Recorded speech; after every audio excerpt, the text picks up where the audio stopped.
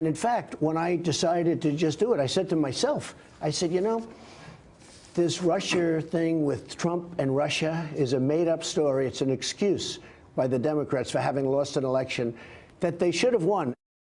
Welcome back to the 11th hour. That was last week's big story. Remember, the President of the United States admitting he was thinking about the Russia investigation when he made the decision to fire James Comey. In that same interview, he also denied ever asking James Comey to stop the investigation. Did you ask him to drop the investigation? No, never. Did anyone from the White House? No, in fact, I want the investigation speeded up. Did anyone from the White House ask him to end the investigation? No, why would we do that? Any surrogates on behalf of the White House? Not that I know of. Joining our conversation, former Department of Justice prosecutor, now professor at Georgetown Law School, Paul Butler, and Jill Wine-Banks, one of the special prosecutors during the Watergate scandal and former general counsel to the United States Army. Counselors, welcome to you both. Paul, the question first goes to you. Obstruction of justice, one of those terms very easy to use. We've read about it. We've seen it in movies. Does this begin to fit here, to your mind? You bet you, Brian. So obstruction of justice and attempt to influence or impede judicial or congressional investigation corruptly. You have to do it corruptly. That word is doing a lot of work here. Lawyers look for smoking gun evidence. What do we know about this conversation between Trump and Comey? Before he had the conversation, he asked the Attorney General and the Vice President to leave the room. Sessions, the Attorney General, is thinking to himself, look, I'm Comey's boss. I need to be here. He has to say, Trump says, no, you need to get out. That's what lawyers call consciousness of guilt. Now, we're a long way from a criminal prosecution. We're a long way away from impeachment. But is there damning evidence against Donald Trump today? Yes, there is. Jill, same question. I give the same answer. We are well on our way to impeachment, because I think there's a clear set of facts that show obstruction of justice. Having prosecuted the Watergate case and seen obstruction up close, I could say this is exactly the same thing. Firing Comey is exactly what happened when you fire Archibald Cox, the special prosecutor. You're interfering with an investigation. You're trying to get it to shut down.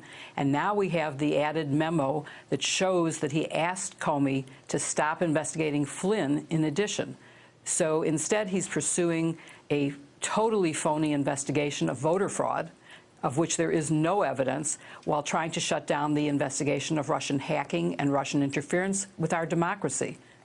That's obstruction of justice. Because that's a heck of a thing you just said, tell our good viewers what they should look for in terms of the mechanism and how what you're describing could possibly happen with Republicans in control of the White House, House, and Senate.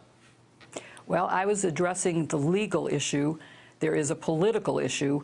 And in this time of gerrymandered Congress with no bipartisanship, I am concerned that we might never get there. We need a special prosecutor. That is one of the things that might help to unravel all of the facts. We need to subpoena the tapes. We need to get Comey's memo.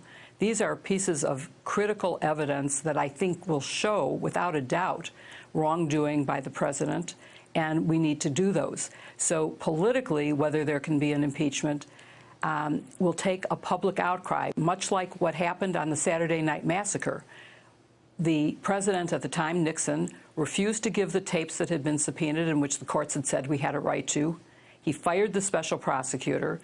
The public outcry was so enormous that 3 days after the Saturday Night Massacre, he was forced to take a U-turn.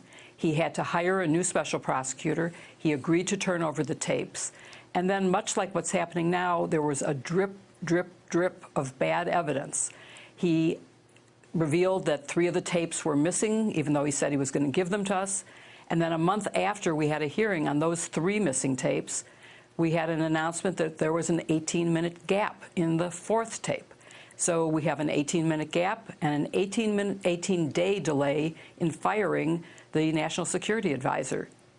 Which is why everyone over 50 knows the name Rosemary Woods to this day. Yes. The secretary who got blamed for that. Paul, I see you shaking your head. And my question has to do with Ron Rosenstein. You worked with him at Justice.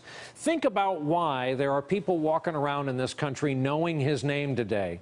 Because it's his memo, the 3-page underpinning that the world spent, 36 hours believing was the cause for the firing, perhaps, of Comey, that he had been mean to Hillary in her emails.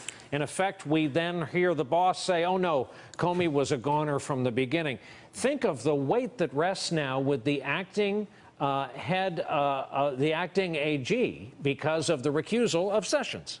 So it's partly personal, Brian. He got played by President Trump, and I'm sure that he doesn't appreciate that. But more importantly, it's about faith in the integrity of our government and our elected leaders. Look, now Trump's position is, I didn't have that conversation with Comey. So Comey, as the Rosenstein memo said, exercised incredibly bad judgment when he made all those allegations against Hillary Clinton. He disregarded the chain of command. But this is not a guy who is a liar. He tells the truth. If anything, he's too forthcoming.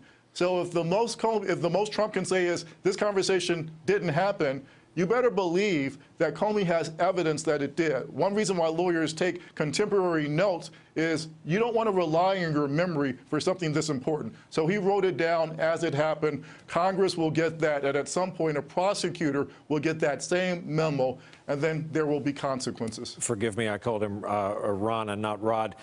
Jill, for people who are going to learn a lot about this story, and they're sitting at home wondering how anyone, even James Comey, can rely on a contemporaneous memorializing memorandum to file coming out of a conversation which was not, to our knowledge at least, recorded. Talk about the practice, the standard, and what a James Comey, with his work habits, would be able to put together that would be faithful to quotes he had just heard in the Oval Office. I would say, much like H.R. Haldeman kept voluminous notes of every conversation he ever had with the president, conversations that became, of course, critical evidence in the Watergate case. From everything I've heard, Comey had a habit, a practice of recording things. And of course, as an FBI agent, all FBI agents are trained to record contemporaneously everything they hear and to write it down as exactly as they can.